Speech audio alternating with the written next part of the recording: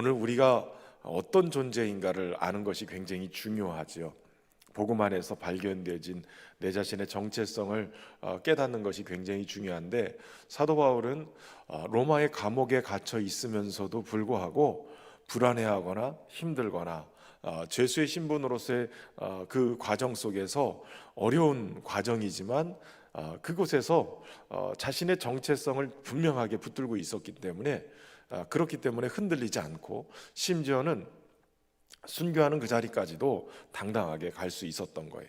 수많은 믿음의 사람들을 보면 내가 누구인지, 하나님 안에서 어떤 은혜를 입은 것인지를 알았기 때문에 죽음도 뛰어넘을 수 있는, 두려움을 뛰어넘을 수 있는 그런 은혜가 주어져 있었던 거죠. 그러니까 로마의 감옥에서 그가 보냈던 마지막 옥중 서신이라고 얘기하는, 교회들에게 보내줬던 그 서신들 안에 사도 바울이 교회가 어떤 정체성을 가지고 있는가, 하나님이 우리를 어떤 모습으로 부르시고 우리에게 어떤 복을 주셨는가, 이것을 말해주고 있는 거예요. 그러니까 순교하기 직전까지 사도 바울에게 있어서 깨닫게 하고, 또 그렇게 오랫동안 전도 여행을 하면서 목회하면서 깨달았던 것, 바로 교회에게 주셨던 은혜들, 이것이 무엇인지를 알고 그가 이 서신서를 통해서 보내게 됐던 거죠. 우리가 오늘 살펴보고 있는 이 에베소서, 지난주에도 우리가 잠깐 살펴보았지만 하나님은 우리를 부르시는 분이시라는 거예요. 여러분, 우리를 통해서 가문을, 또 때로는 민족을, 때로는 교회를 부르시는 거예요. 창세기 1장부터 11장까지를 원역사라고 해요. 창조부터 타락까지 성경 전체의 기본 배경이 되는 이야기예요.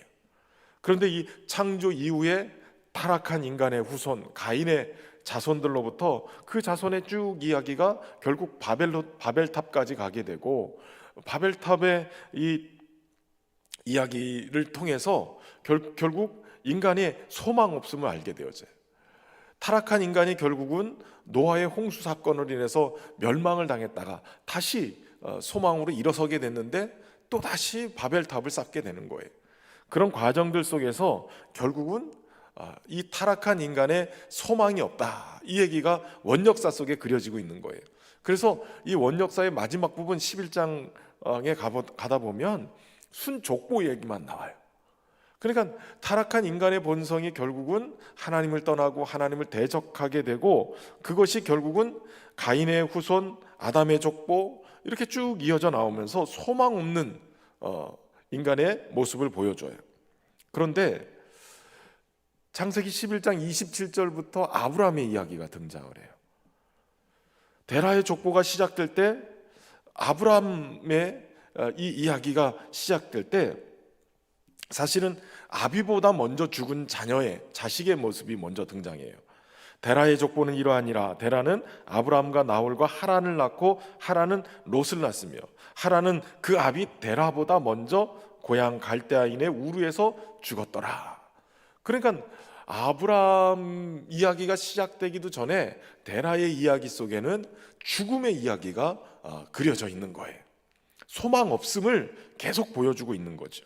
인간의 한계, 인간의 결핍, 그리고 결국은 죽음으로 귀결되어지는 소망 없음의 모습을 창세기 11장까지 보여주죠. 그런데 12장에서 하나님이 아브라함을 불러내세요. 너의 고향과 친척과 아버지 집을 떠나 내가 내게 보여줄 땅으로 가라. 그리고 나서 새로운 역사가 시작이 되는 거예요. 그러니까 창세기 11장까지 원역사가 끝이 나고 12장부터는 이스라엘의 이 족장의 역사들이 시작이 되죠. 아브라함이 부름받았을 때가 75세. 고향과 친척과 아버지 집을 떠나라 라고 얘기하시면서 하나님은 부르신 거예요. 결국은 그 인생 속에 혼돈하고 공허하고 흑암이 깊음이 있는 그런 무질서 속에 아브라함을 하나님이 불러내셔서 아브라함을 통해서 뭔가를 이루어 가시는 거예요. 한마디로 얘기하면 믿음이 없는 곳에서 믿음이 있는 곳으로, 땅의 소망이 끊어진 그곳에서 하늘 소망을 품을 수 있는 곳으로, 하나님이 안 계신 곳에서 하나님과 함께 동행하는 삶, 그곳으로 새로운 출발을 할 수 있도록 하나님은 아브라함을 부르셨다는 거예요. 나이와 상관없어요. 75세 아브라함을 하나님이 부르시는 거예요. 그러니까 하나님이 부르시는 이 부름 앞에 우리가 어떻게 응답할 거냐, 이게 굉장히 중요한데, 여러분, 시대마다 하나님은 사람을 불러서 쓰셨어요. 아브라함을 부르셨을 뿐만 아니라 모세도 부르셨죠. 모세가 애굽에서 결국은 바로 왕의 이 공주의 아들로 입양이 돼서 그렇게 살다가 40세에 그 젊은 혈기로 자기 민족을 구원할 수 있을 거다라고 생각했지만 결국은 살인자가 돼서 광야로 도망자 신세가 됐죠. 그때 하나님이 부르신 게 아니에요. 80세 노인이 돼서 이제는 인생의 마지막을 생각하고 있을 때 하나님은 떨기나무 불꽃 가운데 그를 불러내시는 거예요. 내 발에서 신을 벗으라 하고 모세를 부르시고 이제 신음이 가득한 애굽 땅에 가서 내 백성을 구해내라 라고 부르신 거죠. 구약 성경을 보면 하나님은 계속 소망이 없는 그곳에 가서 사람을 불러내세요. 그렇게 불러내셔서 하나님의 위대한 일들을 행하게 하시는 거죠. 어찌 보면 75세, 80세 굉장히 보잘것없어 보이는 그러한 모습에도 하나님은 그를 불러서 하나님의 위대한 역사를 써 내려가게 만드시는 거예요. 그들이 위대했다기보다도 하나님이 위대하시기 때문에 그 위대한 일을 행하게 되는 거예요. 소망이 없는 가문도 아무 보잘것없는 가문도 하나님이 불러내셔서 쓰시는 거예요. 그래서 하나님의 위대한 믿음의 가문을 읽어내고 하나님의 역사를 만들어내시는 거죠. 여러분, 김춘수 씨의 꽃이라는 시가 있어요. 내가 그의 이름을 불러주기 전에는 그는 다만 하나의 몸짓에 지나지 않았다. 내가 그의 이름을 불러주었을 때 그는 나에게로 와서 꽃이 되었다. 여러분, 하나님이 불러주셨기 때문에 우리가 하나님 앞에 가서 위대한 믿음의 역사에 꽃을 피울 수 있게 되는 거예요. 이게 얼마나 귀하고 복된 건지 몰라요. 여러분, 하나님이 여러분들을 불러주셔서 오늘 금요 성령 집회에 참여하게 하신 줄로 믿습니다. 꽃이 되게 하실 거예요. 옆 사람 쳐다보시고 한번 당신은 꽃입니다. 하나님이 부르신 거, 하나님이 특별히 성도를 뭐라고 하냐면 부르신 자들이라는 거예요. 로마서 1장에 보면 너희도 그들 중에서 예수 그리스도의 것으로 부름을 받은 자니라 라고 얘기해요. 하나님의 것으로 부름을 받은 자, 하나님의 사랑을 받고 성도로 부르심을 받은 모든 자에게 이렇게 얘기하고 있어요. 부름을 받았다는 거예요. 여러분, 교회라는 단어가 에클레시아라고 헬라어는 써요. 이 에크라는 말이 밖으로라는 뜻이에요. 그리고 칼레오라고 얘기하는 거 부르다 말하는 뜻이에요. 그러니까 에클레시아는 밖으로 불러냈다라는 뜻이에요. 세상 속에서 하나님의 백성들은 밖으로 부름을 받은 거예요. 아브라함을 불러내듯이 하나님이 소망 없는 그곳에서 소망 있는 곳으로, 죽음으로만 가득한 그곳에서 하늘 생명으로 가득한 곳으로, 아멘을 좀 하시면 좋을 것 같은데 복이 없는 곳에서 복 있는 곳으로, 죽음이 가득한 곳에서 생명이 가득한 곳으로 주님이 부르셨단 말이에요. 여러분, 예수 믿는 사람들, 특히 교회로 부름받은 저와 여러분들은 그렇게 부름받은 존재들이에요. 하나님이 불러주셨기 때문에, 그가 나를 불러주셨기 때문에 꽃이 되는 거예요. 그 주님이 나를 불러주셨기 때문에 내가 교회가 되는 것이고, 주님이 불러주셨기 때문에 내가 성도라는 이름을 얻게 되는 것이에요. 우리가 지난주에 살펴본 것처럼 하나님의 뜻으로 말미암아 그리스도 예수의 사도된 바울은 에베소에 있는 성도들과 그리스도 예수 안에 있는 신실한 자들에게 편지하노니, 여러분, 우리가 교회로 부름을 받고 성도가 되어지고 신실한 하나님의 백성이 되어진 것은 하나님의 뜻으로 부름을 받은 거예요. 하나님이 작정하셨다는 거예요. 작정하셨다. 저 여러분을 구원하시기로, 하나님의 교회가 되게 하시기로 작정하신 거예요. 여러분, 하나님은 항상 하나님의 뜻으로 부름받은 자들, 그들을 통해서 하나님의 위대한 일들을 행하기 시작해요. 우리가 잘나서가 아니라 바로 예수 그리스도의 공로로 거룩함을 입은 자들, 예수님의 그 십자가에서 흘리신 그 보혈로 우리를 덮으시고, 예수님의 그 의롭다 칭함받은 그 의를 우리로 하여금 대신 칭함을 받게 하셔서 예수님을 나의 구주로 영접한 자들은 그 은혜를 뒤집어 쓰고 그리고 하나님 앞에 나가게 되는 거예요. 하나님이 바로 예수님을 통해서 우리를 불러주신 줄로 믿으시기를 바랍니다. 하나님이 그 하나님의 부름에 응답한 자들에게 주시는 복이 있었죠. 지난주에도 몇 가지 살펴봤는데 그 중에 하나가 뭐냐? 은혜와 평강이라는 거예요. 은혜와 평강. 하나님이 주시는 은혜, 그리고 하나님이 주시는 평강. 여러분, 은혜라는 것은 우리가 받을 자격 조건이 돼서 받는 게 아니라 그 받을 만한 자격이 안 됨에도 불구하고 하나님이 선물로 주시는 거예요. 그저 주는 사람 마음이잖아요. 주는 사람 마음이니까 그저 하나님 마음대로. 여러분, 여기 계시는 분들 아시려나 모르겠는데 예전에 저 어렸을 때 리아카에다가 고물 장수가 딱 와요. 이거 있잖아요. 이 가위. 이 동네도 있었나 몰라요. 거제도 있었어요. 촌스러운데 거제도 있었죠. 엿장수가 탁 엿가락을 막 이 가위치기 팍 소리를 내면 동네 아이들이 야, 엿장수 왔다, 고물장수 왔다. 그러면 집안에 있는 고물들 막 심지어 요강도 가져오고 막 그래가지고 다 갖다 맡기고 거기서 이렇게 잘라주는 엿을 받아 먹는단 말이에요. 근데 누구는 이만큼 주고 누구는 요만큼 줘요. 누구 마음대로 해? 엿장수 마음대로. 엿장수 마음대로 거기서 나온 거예요. 엿장수 마음대로. 여러분, 하나님이 은혜를 베푸시는데 누구 마음대로인 거예요? 하나님 마음대로인 거예요. 하나님이 은혜를 베풀어 주시는데 하나님 마음대로. 근데 우리 하나님은 째째하신 하나님이 아니라 넘치도록 부어주시는 하나님이세요. 예수님을 희생하실 정도로 우리에게 그렇게 가치를 부여해 주셨기 때문에 하나님이 베푸시는 은혜도 풍성한 거예요. 우리가 구하는 것과 생각하는 것에 더 넘치도록 채우시는 분이세요. 하나님은 충만하신 분이에요. 뒤에도 우리가 살펴보겠지만 하나님은 충만하신 분이에요. 충만하신 것을 교회를 통해서 충만하게 나타내기를 원하시는 거예요. 그러나 여러분, 교회는 하나님의 은혜로 충만할 수밖에 없어요. 왜냐? 하나님이 그렇게 충만하게 교회를 통해서 나타나기를 원하시기 때문에 그래요. 그러니까 여러분, 제일 기적 같은 일이 뭐냐면 교회 나오고 금요 성령 집회 나오면서도 은혜 못 받는 사람들이 기적 같은 사람들. 하나님은 은혜를 부어주실 작정을 하고 계시는 거예요.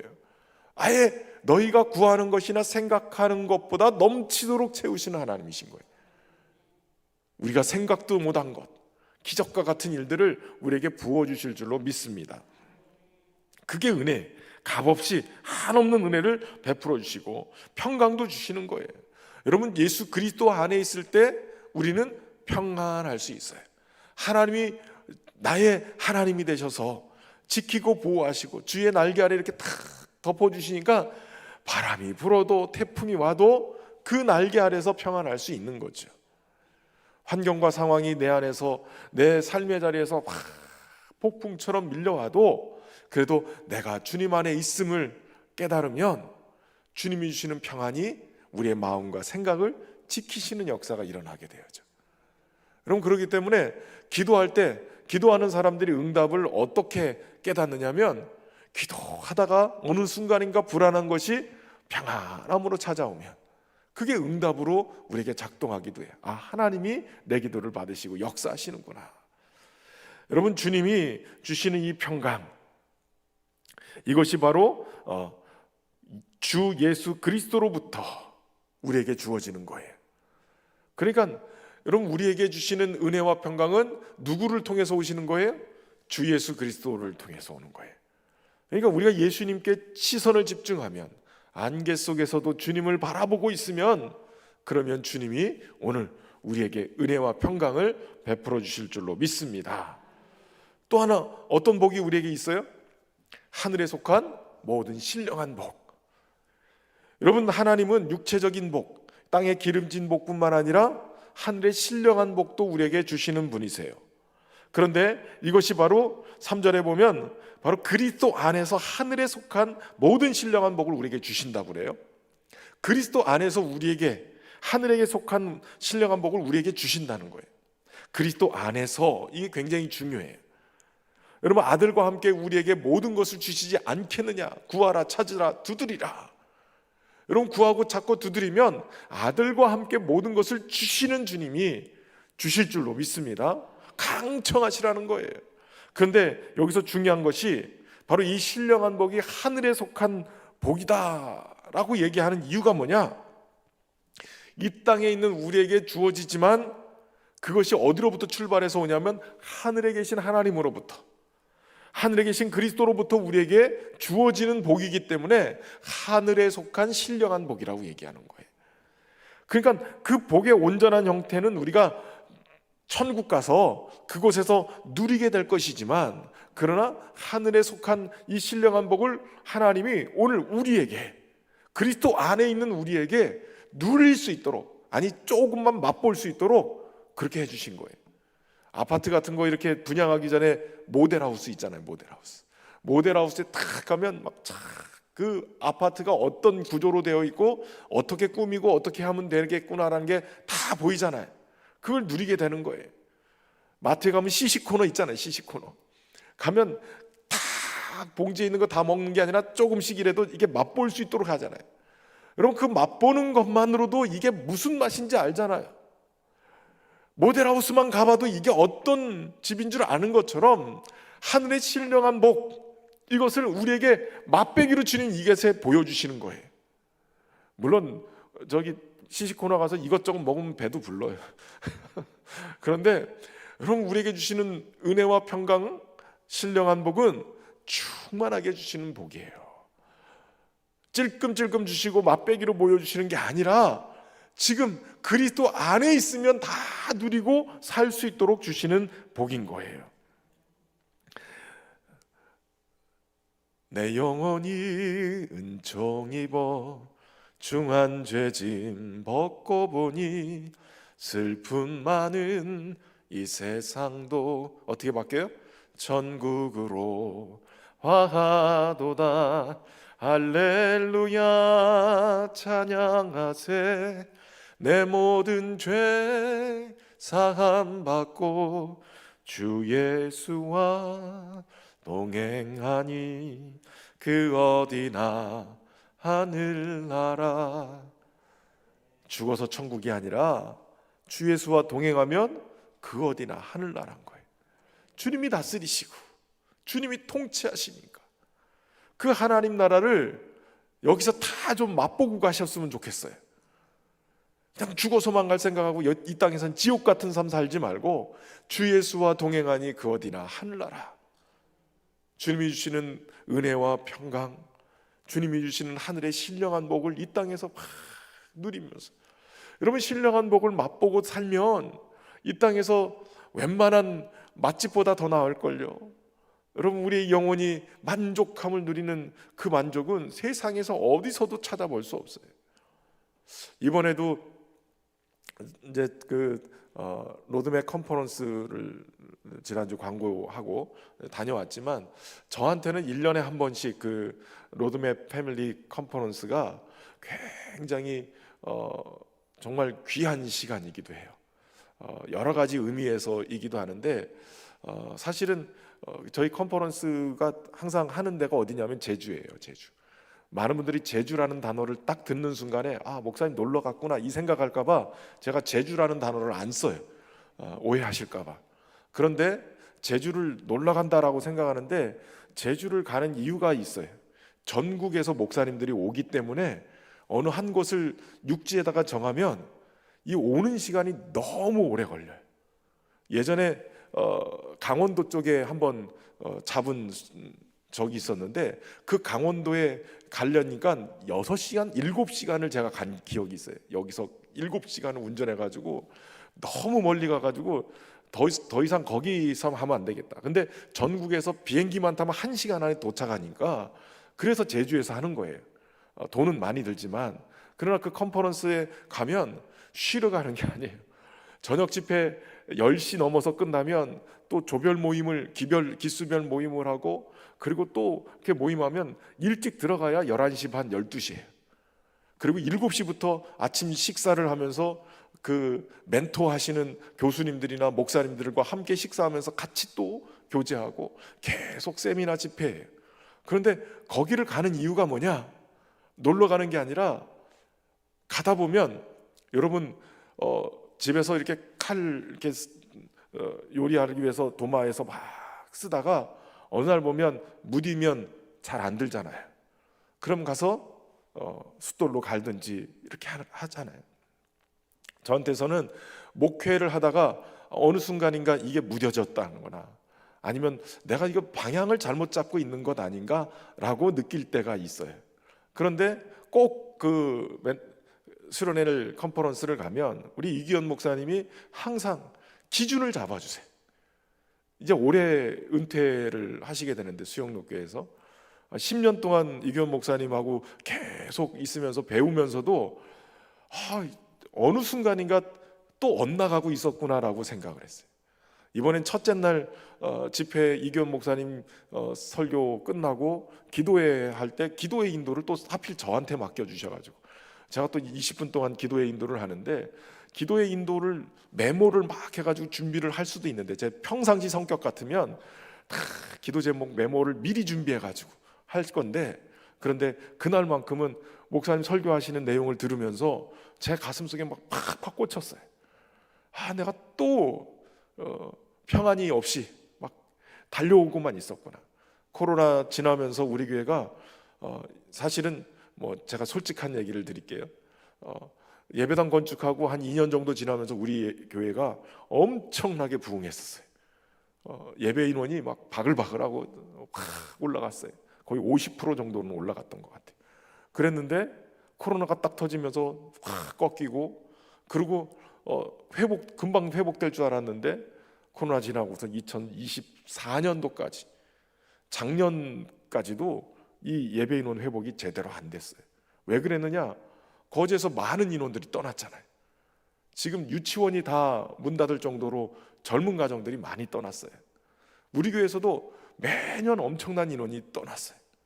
그래서 이거 어떡하나. 그래서 제가 도저히 안 돼서 이제 교회를 좀 살려야 되겠다.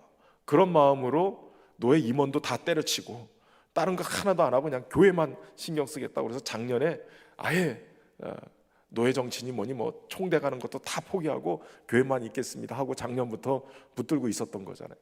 근데 작년부터 붙들고 이 방법 저 방법 쓰고 막 솔직히 제안해서 막 노심초사 이거 얼른 올려야 되는데 얼른 회복해야 되는데 막 이걸로 그냥 꽉 차 있었어요. 이번에 집회 가서 우리 목사님이 딱 말씀 전해주시는데 그게 아니다는 거예요. 그것 때문에 너무 수고하고 무거운 짐을 지고 그동안 달려온 거 왜 목사님들이 계속 그렇게 교회 성장, 숫자 이것 때문에 불안해하고 무거운 짐을 지고 있느냐는 거예요. 사실은 그거는 주님의 몫이지. 내가 할 일은 주님께 잘 붙어 있어야 돼요.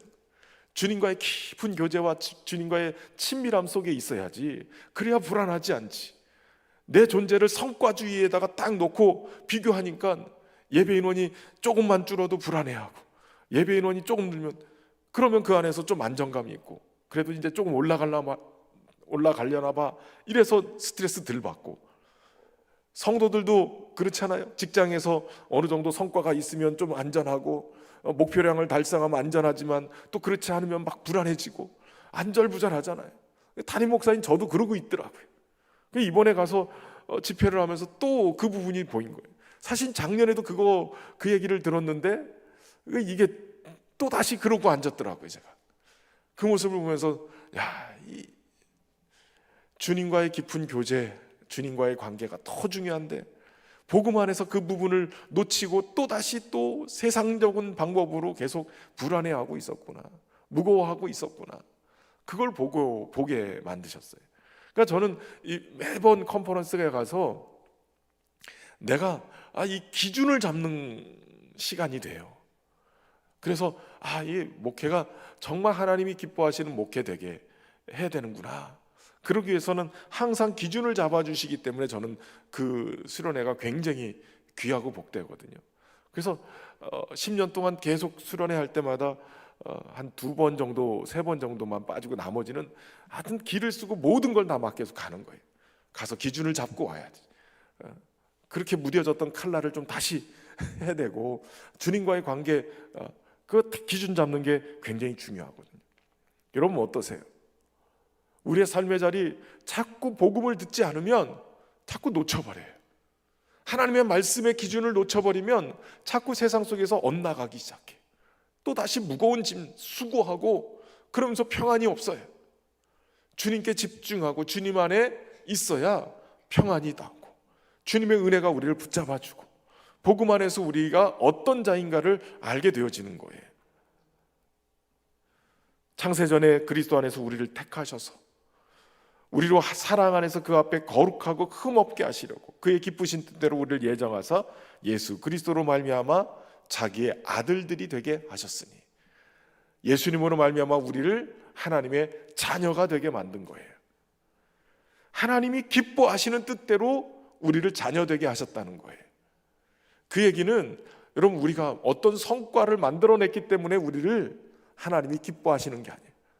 주일날 설교 함께 나누겠지만 여러분 우리의 자녀 사랑은 어느 순간인가 우리가 부모님에게도 마찬가지고 계속 사람들의 평가에 의해서 자꾸 좌지우지돼요. 그래서 자녀들도 불안해요. 성적을 좀 더 잘 받아오면 기뻐하는 것 같아요. 내가 속 안 새기고 착한 일 하면 부모님이 기뻐하시는 것 같아요. 그래서 그 기뻐하게 하기 위해서 자기 자신을 자꾸 억눌러요. 성적 떨어지면 막 죽을 것처럼 모든 걸 다 잃어버려요. 그건 부모와 자식 간의 사랑도 계속 그런 평가를 하죠. 근데 하나님은 아니라는 거예요.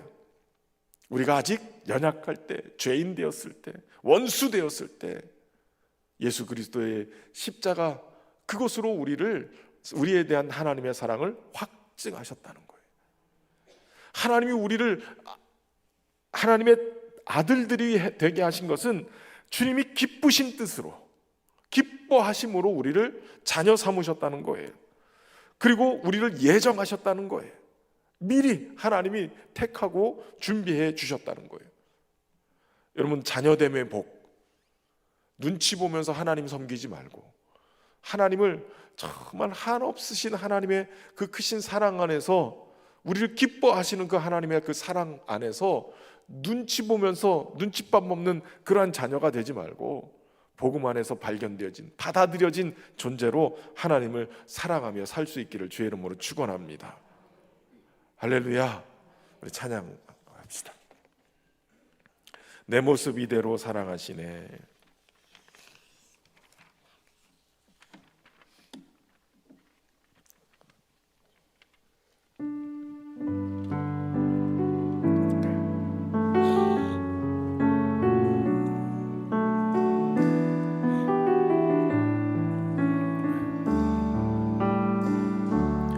내 모습 이대로 사랑하시네. 연약함 이대로 사랑하시네. 나의 모든 발걸음 주가 하시나니 날 인도하소서. 내 모습 이대로 모습 이대로 사랑하시네. 연약함 이대로 사랑하시네. 나의 모든 발걸음 주가 하시나니 날 인도하소서. 주의 날개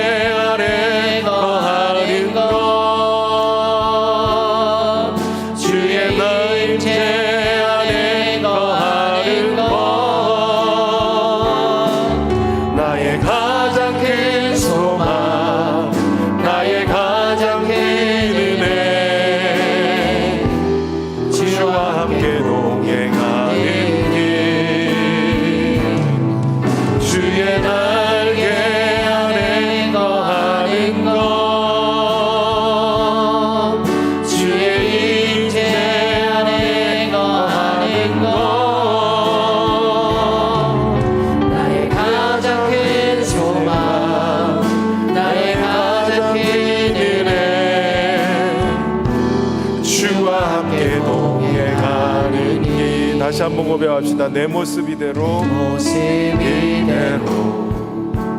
사랑하시네. 연약한 그대로 사랑하시네. 나의 모든 말걸음 주가 하시나니 날 인도하소서. 내 모습 이대로 내 모습 이대로 사랑하시네.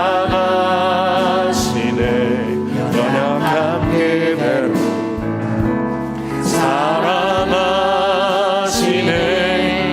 나의 모든 말거리 주가 하시나니 날 인도하소서. 주의 날개 아래 거하는 것, 주의 임재 안에 거하는 것, 나의 가장 큰 소망, 나의 가장 큰 은혜, 주와 함께 동행하느니 주의 날개 아래 거하는 것, 주의 임재 안에 거하는 것, 나의 가장 큰 소망, 나의 가장 큰 은혜, 주와 함께 동행하느니 나의 가장 큰 소망, 나의 가장 큰 소망, 나의 가장 큰 은혜, 주와 함께 동행하느니.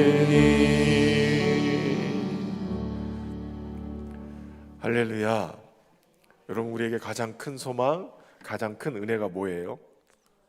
주님과 함께 동행하는 거예요. 세상의 어떤 것보다도 우리 주님밖에 없어요. 주님이 우리를 주님의 자녀로 부르신 것은 우리를 엄청 큰 인물 만들고 엄청 큰 일을 하려고 부르신 게 아니에요. 우리를 하나님과 교제하는, 하나님을 아버지라고 부르고 하나님의 자녀된 우리가 그분의 품 안에서 주님을 누릴 수 있도록 부르신 거예요. 주님, 포도나무의 비유처럼 주님께 딱 붙어 있기만 하면 그럼 어떻게 해요? 열매는 저절로 맺히는 거예요. 붙어 있는 시간은 쬐끔이면서 그저 열매만 막 맺으려고 쫓아가는 제 모습.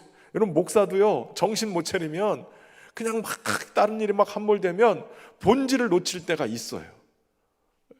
주님과의 교제가 더 깊고 더 중요하고 주님 안에 거하는 게 더 중요한데 자꾸 그냥 숫자만 놓고 막, 이번 주도 오늘부터 빨간 것이잖아요. 야, 이거 금, 토, 일, 월요일만 월차 내면 토요일까지, 야, 이번 주에 다 나가겠는데. 벌써 그 생각이, 목사는 머릿속에 딱 그 생각이 막 그려지는 거예요. 아파트에, 저희 집 아파트에 지하 주차장에 차만 썰렁해져도 야, 이번 주 우리 교인들 또 많이 나가겠구나, 이 생각을 막 갖게 돼요. 그러면 스트레스가 얼마나 되는지 몰라요. 그런데 이제는 안 그러려고 노력을 해요. 주님 안에 붙어 있으면 주님이 신방하시겠지, 뭐 제 양인가 주님의 양이지. 가끔가다 어떤 분이 그렇게 기도하시더래요. 주님 뭐 하세요? 빨리 신방하세요. 목사가 신방하는 것도 굉장히 중요하지만 우리 주님이 신방하시는 것도 굉장히 중요하죠. 그게 더 중요하죠. 저는 가끔 가다가 우리 성도들이 한 번씩 그렇게 얘기할 때가 있어요. 목사님, 꿈속에서 목사님이 나타나가지고 신방을 오셨더라고요. 저는 간 기억은 없는데 꿈속에서 그렇게 주님, 목사님이 신방 오셨다는 거예요. 그래서 제가 그냥 농담처럼 그래서 제가 간밤에 피곤했나 봐요, 이렇게 농담하는데, 여러분, 꿈속에서 목회자가 가는 게 아니라 사실은 주님이 목회자의 모습으로 함께 거기에 신방하시는 거예요. 그러니까 주님이 하시는 거예요. 주님이.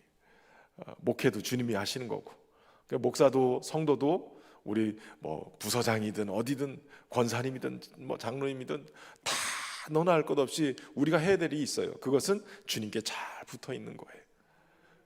주님을 복음 안에서 누리는 거예요. 주님을. 우리를 부르신 목적은 자기의 아들들이 되게 하시기 위해서.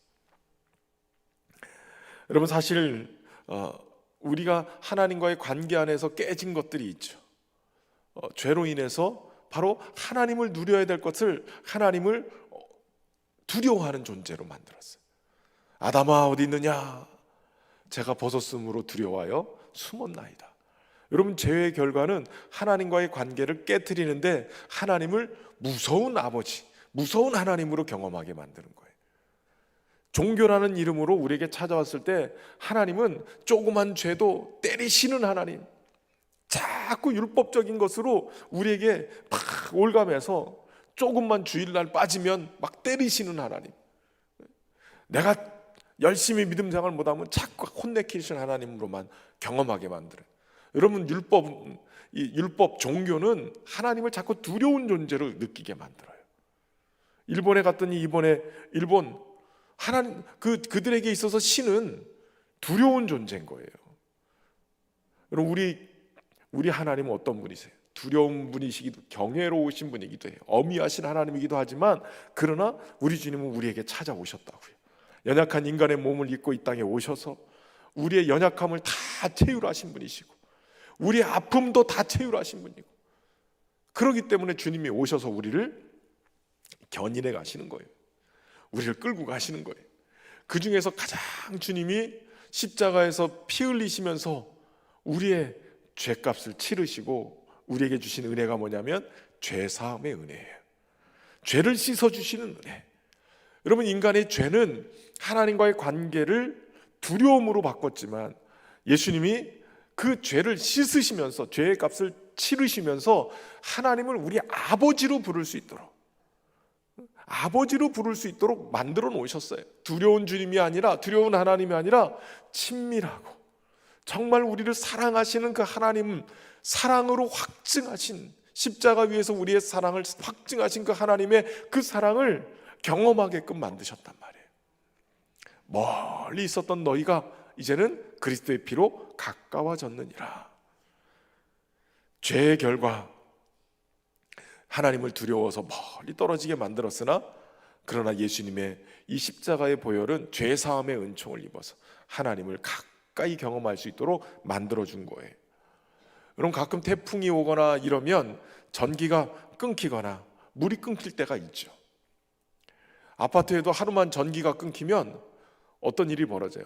저희 같은 경우는 어느 날 보니까 어디 갔다 왔더니 아파트에 전기가 끊어졌었다는 거예요. 이 쇼트가 돼서 내려왔는지 했더니 난리가 났어요. 냉장고에 그냥 얼렸던 것들이 다 녹아서 물이 돼서 막 쏟아지고, 얼었던 것들이 어떻게 돼요? 녹아서 이게 그냥 냉장고 기능을 못하면 어떻게 해요? 냉동고가 그냥 다 음식이 부패해 버리잖아요. 여러분, 끊기면 음식이 상하고 다 엉망이 되는데, 하나님과 우리 관계가 끊겨버리면 어때요? 전기가 나가서 상해버리는 것처럼 우리 안에 주님이 공급하셔야 되는 그 전기가, 은혜가, 축복이, 생명이 끊겨버리면 그때부터 부패되는 거예요.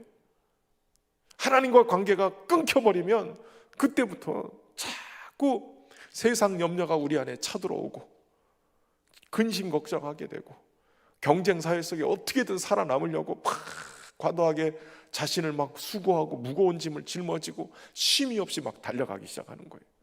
피곤한 거예요. 피곤한 거예요. 여러분, 죄사함의 은총, 우리는 그리스도 안에서 그의 은혜의 풍성함을 따라 그의 피로 말미암아 속량 곧 죄사함을 받았느니라. 속량, 여러분, 대가를 지불하신 거예요. 죄가 있을 때 이 죄는 마귀에게 묶여 있는 거예요. 포로 생활. 결국 죄로 인해서 묶여 있는 인생이 우리 주님의 생명값으로 속량을 하셔. 테텔레스타이, 값을 지불해 버리신 거예요. 그렇기 때문에 주님이 피값으로 우리를 사셨단 말이죠. 우리의 죄값을 다 치르시고 죄 사함을 받게 하신 거예요. 그렇기 때문에 주님의 십자가를 경험하는 순간 그 진리가 우리를 죄의 저주에서 자유케 만들어버려요. 죄의 저주를 아예 끊어버리는 거예요. 그래서 우리로 자유한 하나님의 사람으로 살게 되어져요. 가게에 흐르는 저주를 끊어야 산다 이런 책들도 있어요. 그 책이 긍정적인 서적은 아니에요. 약간 이단시되는 지금 그런 건데, 여러분 예수님을 믿으면 가게에 흐르는 저주가 끊어져요. 당연히 끊어져요. 근데 이제 습관이 남은 것들이 있죠. 음식의 습관, 가정의 어떤 여러 가지 습관, 이런 것들이 몸에 막 이렇게 병 이런 게 생기면 가족력이 막 이렇게 추적이 되잖아요. DNA에 남아서 이렇게 그런 것들도 막 이렇게 흘러가요. 그러나 여러분 예수님을 믿으면 이 죄의 저주는 끊어지게 돼 있어요. 여러분 그 사실을 믿고 끊어내시길 바랍니다. 이미 성령 안에서 이것이 끊어진 줄로 믿습니다. 주 예수를 믿으라. 그래야하면 너와 내 집이 구원을 얻으리라. 나뿐만 아니라 우리의 가족이 다 구원을 얻게 되는 거예요. 건짐을 받게 되는 거예요. 죄사함의 은총을 입게 되는 줄로 믿습니다.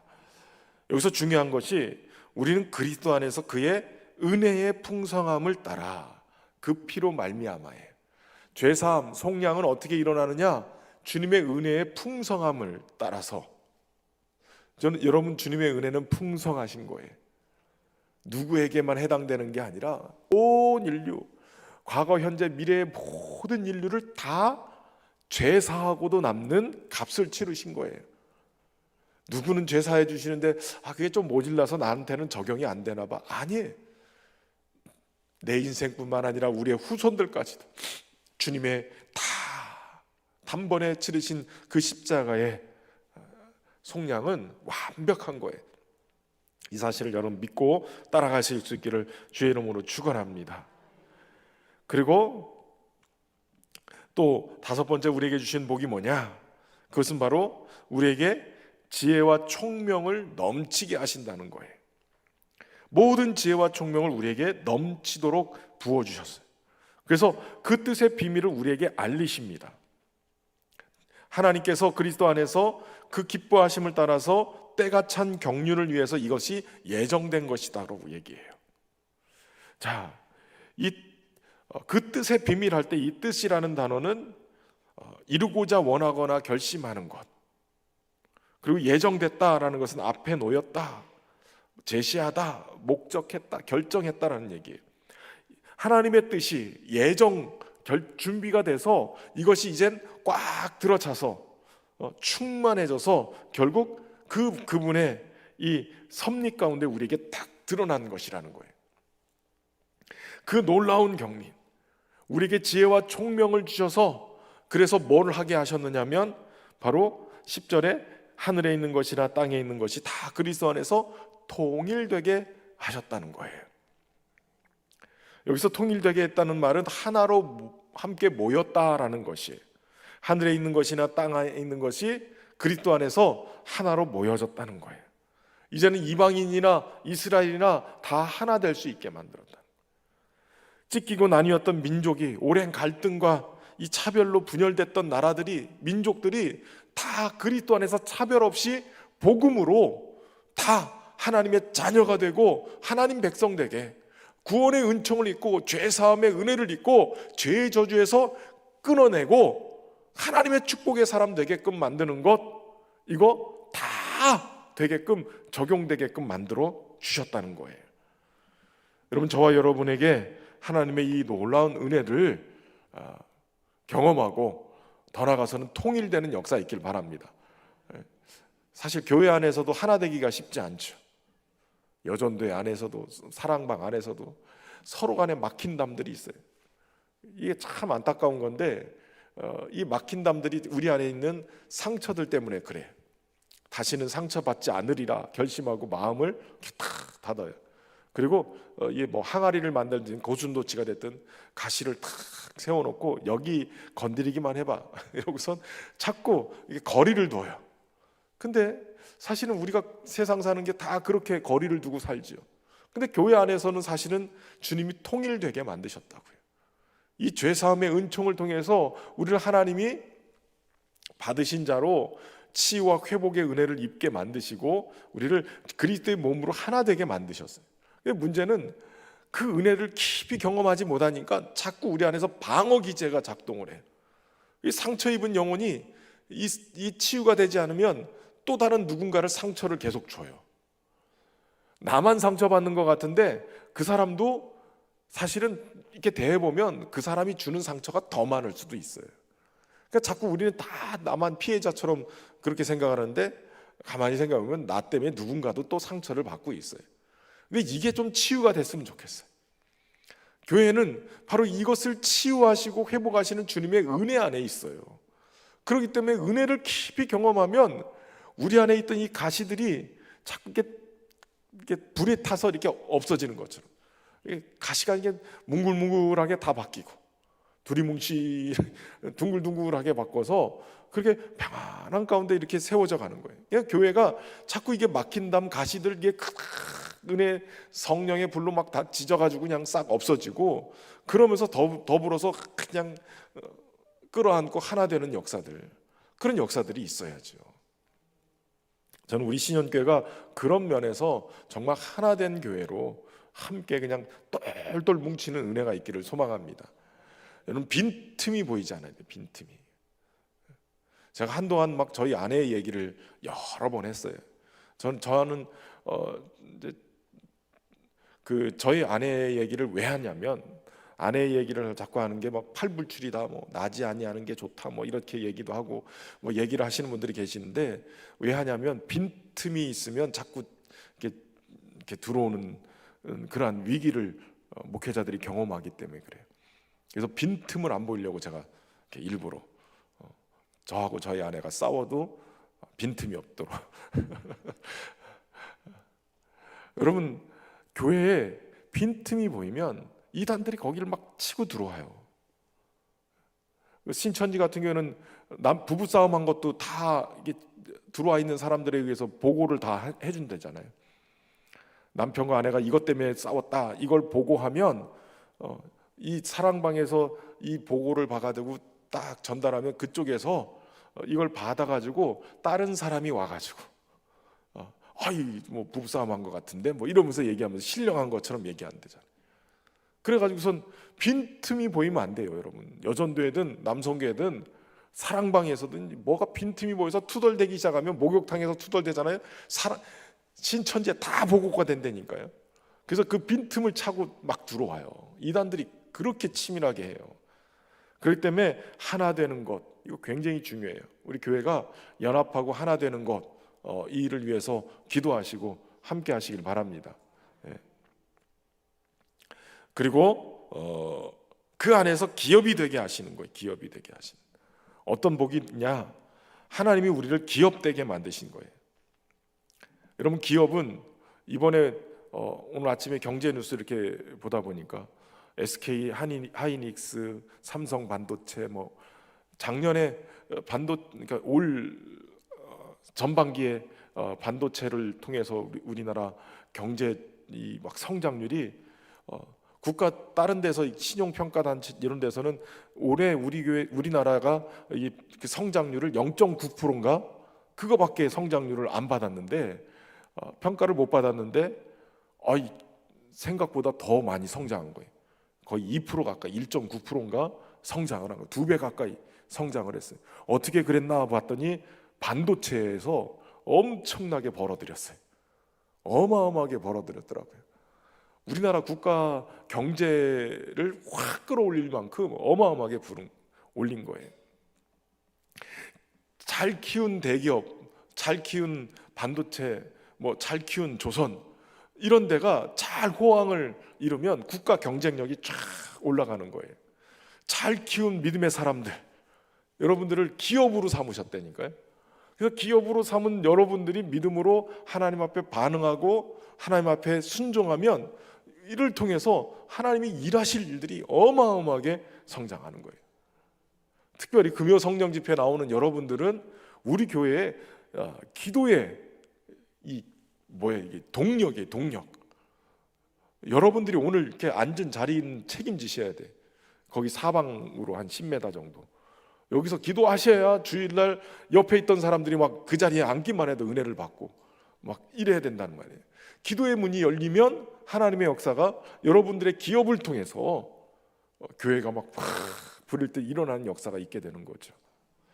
숫자적으로도 그렇지만 여러분, 저는 우리 교회가 지금 한 뭐 숫자적으로는 뭐 재적 인원 뭐 이런 거 따져가지고 한 3,000명 돼요. 아이들까지 다 해가지고 교회 한 막 오랫동안 안 나온 사람까지 다 쳐서 엄청나게 큰 대형 교회죠.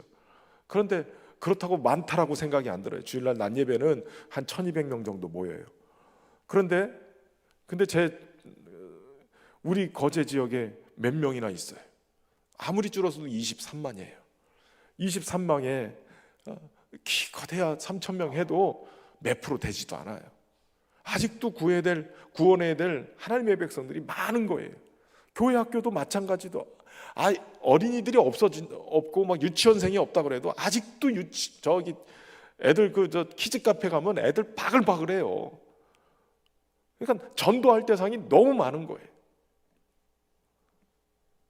여러분, 믿음의 기업으로 잘 성장해서 여러분들이 이렇게 거제에 소망을 일으키는 그런 구원의 통로로 쓰여지기를 주의 이름으로 축원합니다.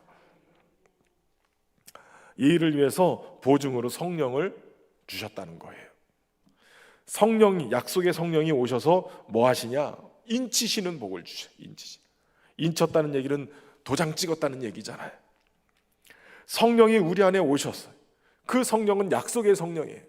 예수님을 믿도록 하고 하나님의 백성으로 온전히 살아갈 수 있도록 우리를 인도해 가시는 약속의 성령이 오셔서 우리를 탁 도장 메이드 인 코리아 이렇게 찍는 것처럼 우리를 메이드 인 그리스도 찍어가지고 우리를 이게 이마에다 십자가를 딱 그려주신다니까요. 개떡같이 믿은 집사가 친구 따라서 연초에 토정 비결을 보러 갔대요. 토정 비결을.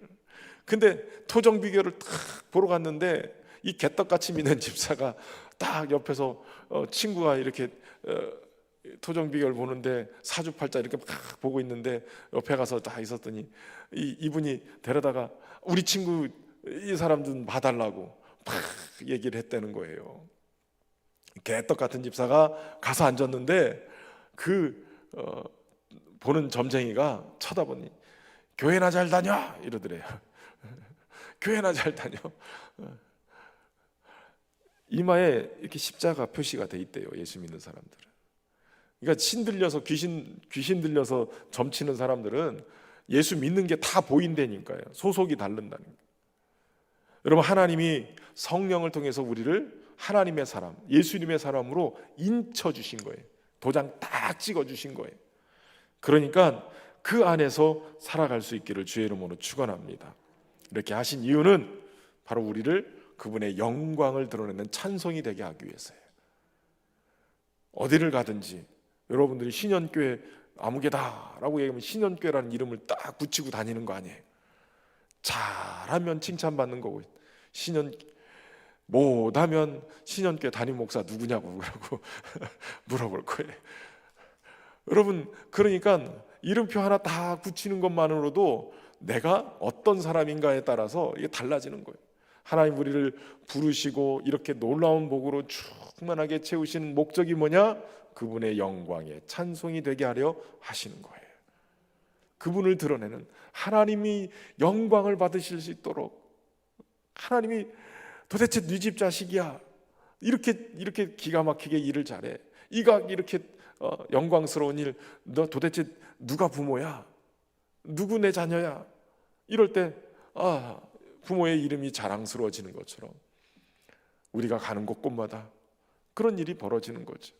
어떤 할머니가 거의 노숙자 생활을 하듯이 그냥 마트에 가서 이렇게 뭘 사다가 돈을 내야 되는데 짐은 잔뜩 막 이렇게 들고 돈을 내려니까 주머니마다 뒤져가지고 막 내는데 빨리빨리 안 하니까 줄 쓴 사람들이 막 짜증을 내고 막 점원도 짜증을 내고 그러는데 그 뒤에서 한 분이 신사가 탁 와가지고 대신 계산을 해주고 짐도 대신 들어서 이렇게 데리고 가더래요.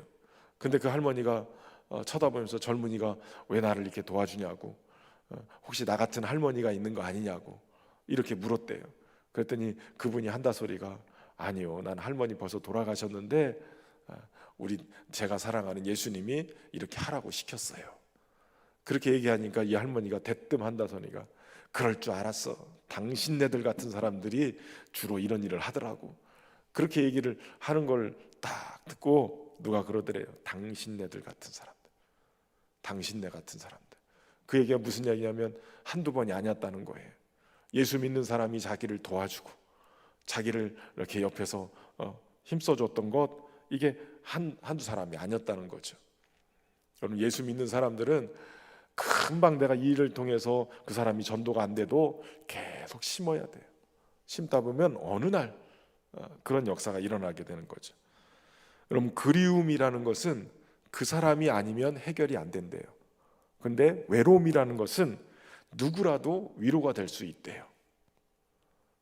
때로는 우리에게 외로운 사람들이 참 주변에 많아요. 그리스도인들이 찾아가고 말 한마디라도 옆에서 함께 이렇게 도와주기만 해도 당신네 같은 사람들, 그리스도인들이 결국 하나님께 영광 돌리는 역사가 있게 될 줄로 믿습니다. 저와 여러분이 그렇게 쓰여지기를 주의 이름으로 축원합니다.